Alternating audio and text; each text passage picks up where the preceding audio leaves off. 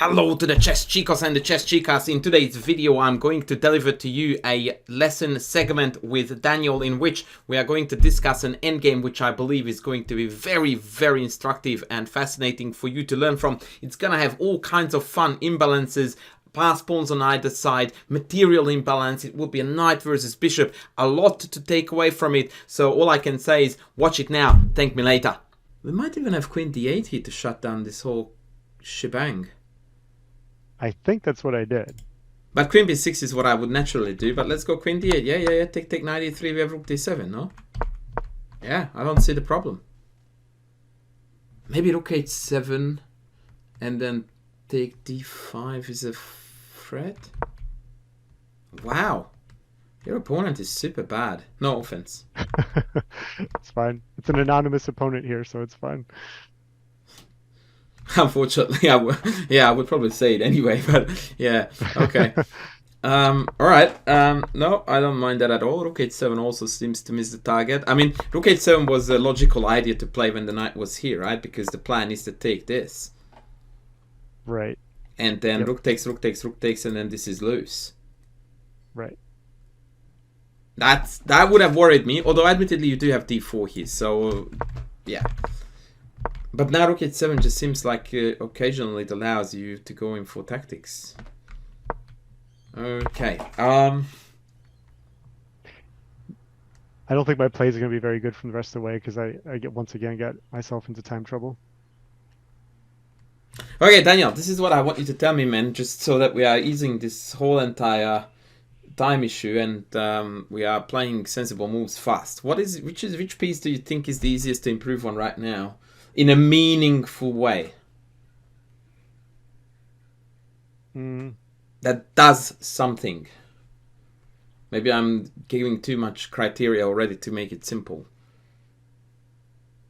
Like you want to improve your g7 bishop, bishop f8 is a move to do so. It's a rigid candidate. Right. Okay. d7 rook is good, king on d8 is crap, but you can't do anything with it. What about the rook on c5?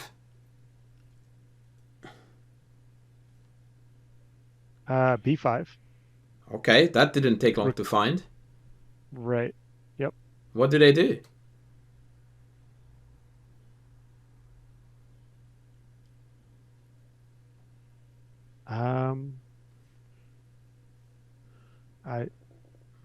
My guess would be panic. I don't know. Yeah. Yeah? Like this move, Daniel, is a pass at the best of times. Yeah. This one makes them sweat. Here they need to find knight e3, which I very sincerely doubt they would, given that they just went back to c2 2 moves ago. So there is that. Bishop f8 is very close to my heart too, but after rook h8 we have to play this supremely ugly king e7 and then we did more harm than good. And to be fair to you, actually, king c7 kind of prepares that. Or at least here, and then we will see where. But yeah, that pawn is coming in. Which, by the way, actually makes bishop f8 a more valid idea, because once this rook is traded, the bishop is going to be an absolute boss on h6. Yeah. Now, this is really confusing me, man. Where are you going?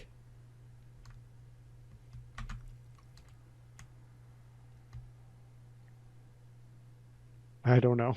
If I was black here, I would pull it back because you just left it unguarded, right? So now this is a game-winning threat.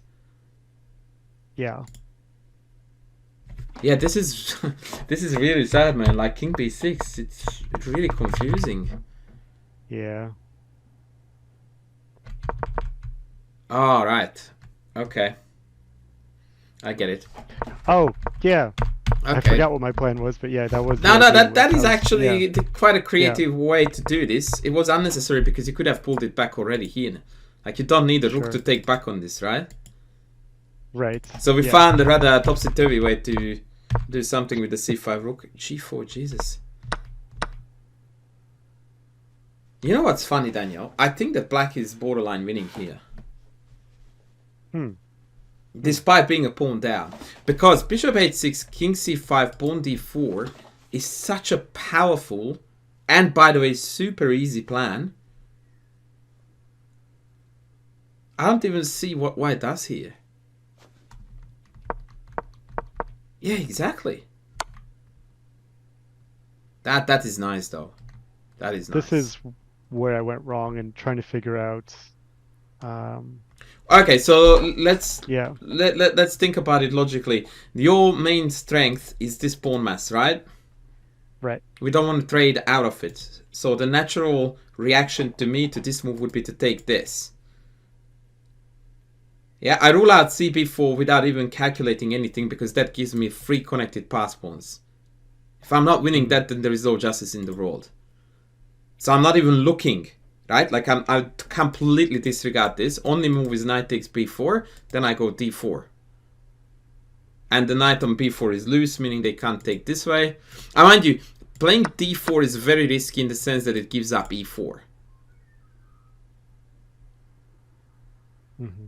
So I would be a bit hesitant. Maybe the absolutely ugly e4 check first, followed by d4, is the way to go, utilizing the knight being unguarded on b4. And if they can't take now, d3 check is terminal. And knight b6 check is met by king b6. Hmm. That is over, man. It's all over. But the thinking, Daniel, here is crystal clear that I'm not looking at this. That's what they want. What I want is to trade this out of the way or to be able to progress with d4. So takes. I don't know what you did, but it's very crystal clear that what you want is this and what you don't want is this.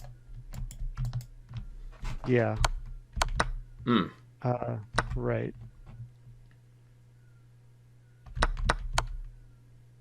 I think Yeah? I was trying to evaluate quickly the pass pawn scenario, and for him, um, in either direction, um,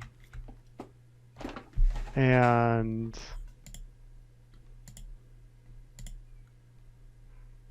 Elaborate yeah, I on guess that for me, please. yeah, I guess either way there's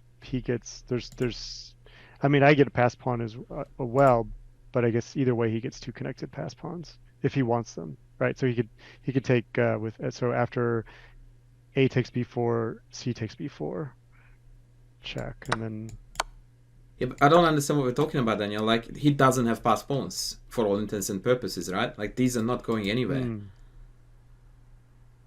okay, yeah, Like, true. this to me looks like resigns next.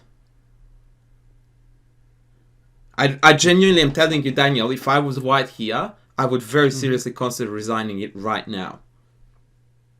I don't see a move, do you? Uh,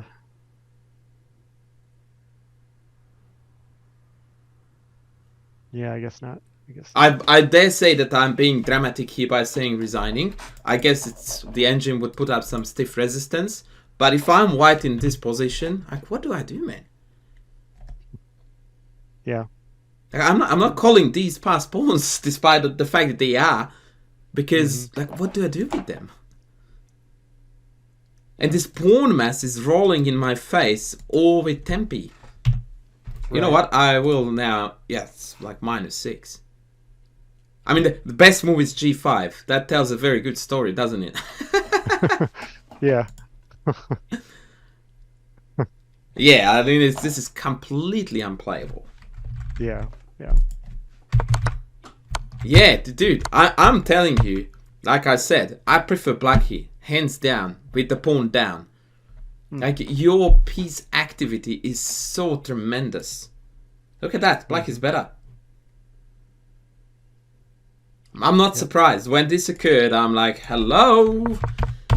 That looks like the worst thing white could have done. And then now take here. Now I'm beginning to dislike this. But even here, I'm near certain that we should not lose this. I don't like that because it gives up d4. Right.